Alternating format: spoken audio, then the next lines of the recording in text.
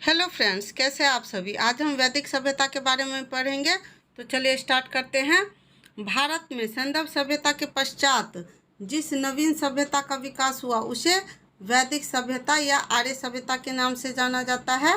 वैदिक काल को दो भाग में बांटा जाता है अध्ययन की सुविधा के लिए। पहला तो है पूर्व वैदिक काल या ऋग्वैदिक काल, जिसका समय है 1500 ईसा पूर्व से लेकर 1000 ईसा पूर्व तक।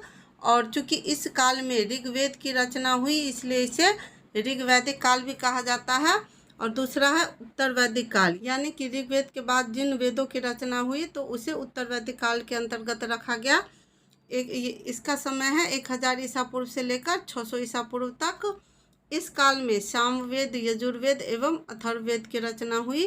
और एक और बेसिक डिफरेंस है कि उत्तर वैदिक काल का जब प्रारंभ हुआ था तो उसी समय लोहे की खोज हो गई थी और लोहे का उपयोग स्टार्ट हो गया था, तो इसके वजह से भी एक अंतर क्रिएट होता है। तो वैदिक काल के निर्माता जो थे वह आर्य थे।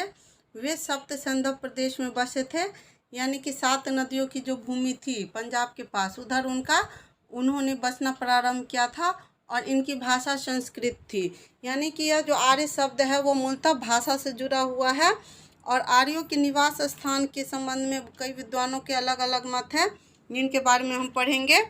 प्रोफेसर मैक्स मुलर का कहना है कि आर्य जो है मूलतः मध्य एशिया से आए थे। वहीं बाल गंगाधर तिलक ने अपनी पुस्तक गीता रहस्य में बताया है कि आर्य जो थे वह उत्तरी ध्रुव प्रदेश से आए थे।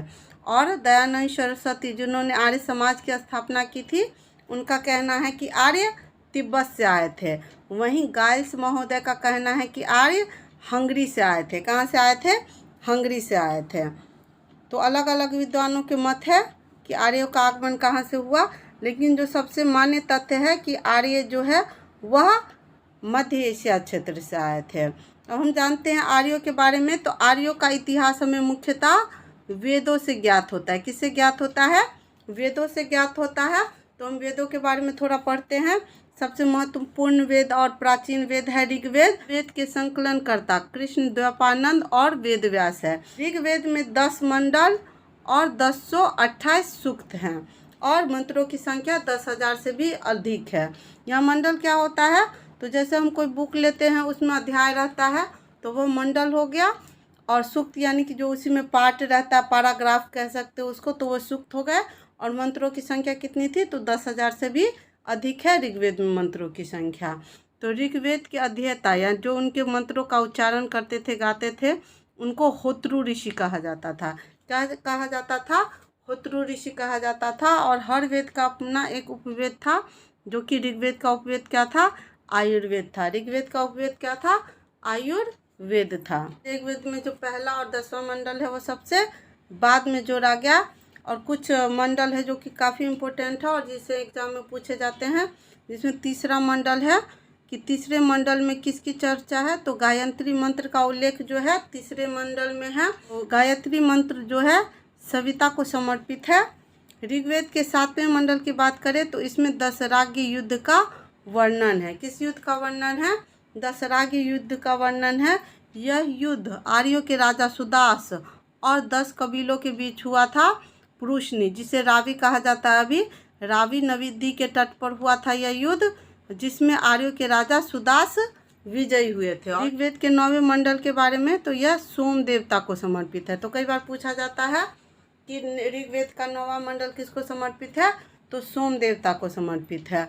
और ऋग्वेद के 10वें मंडल के पुरुष सूक्त में वर्ण व्यवस्था का उल्लेख है। बहुत, लेकिन यहाँ यह ध्यान रखिएगा कि अभी का जो वर्ण व्यवस्था था वह जाति की तरह कठोर नहीं था। इसमें एक ही परिवार में लोग अलग अलग व्यवसाय के आधार पर अलग अलग वर्णों के भी हो सकते थे। जैसे अगर किसी परिवार में कोई शिक्षक है तो वह ब्राह्मण हो गया। अगर कोई उसी परिवार में सेना में भर्ती हो गया है तो वह क्षत्रिय हो जाता था। जानते हैं अगले वेद के बारे में, यह है यजुर्वेद।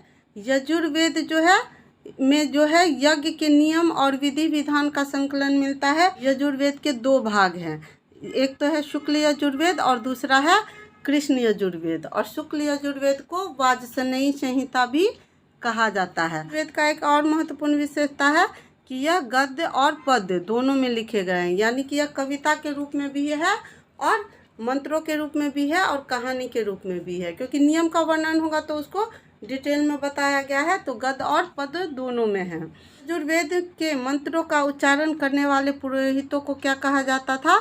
अधर्यु कहा जाता था। क्या कहा जाता था? अधर्यु कहा जाता था। और यजुर्वेद का जो उपवेद है उसे धनुर्वेद कहा जाता है। अगला वेद है सामवेद। साम का शाब्दिक अर्थ होता है गान, यानी कि गाना या संगीत जो है। तो इसमें यज्ञ के अवसर पर गाए जाने वाले मंत्रों का संग्रह है, अतः इसे भारतीय संगीत का मूल भी कहा जाता है। तो यह इस तरह से प्रश्न पूछे जा सकते हैं कि भारतीय संगीत का मूल किसे कहा जाता है? तो यह सामवेद को कहा जाता है। और इसमें 24 मंत्रों को छोड़कर सभी मंत्र ऋग्वेद से लिए गए हैं, यानी कि और इसका उपवेद क्या है? तो गंधर्व वेद है। सामवेद का उपवेद गंधर्व वेद है। और सामवेद के मंत्रों को गाने वाले को क्या बोला जाता था? जो उसको गाते थे उसको उद्गाता कहा जाता था। तो इसको इस तरह से भी याद कर सकते हैं कि जैसे सामवेद का अर्थ तो होता है गाना, गा से गाना, और इसके गाने वालों को क्या कहा जाता था?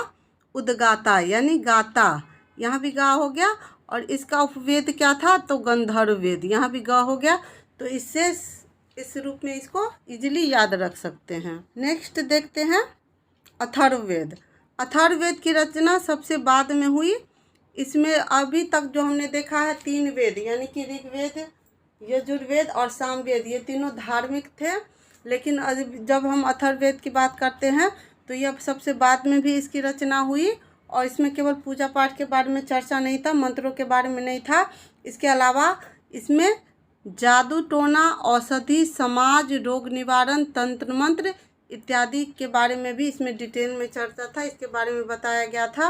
अथर्ववेद में 20 अध्याय, 731 सूक्त और 6000 मंत्र हैं। अथर्ववेद का उपवेद क्या है? तो शिल्पवेद है। अथर्ववेद का उपवेद क्या है? शिल्पवेद है। और अथर्ववेद के मंत्रों को गाने वालों को क्या कहा जाता था?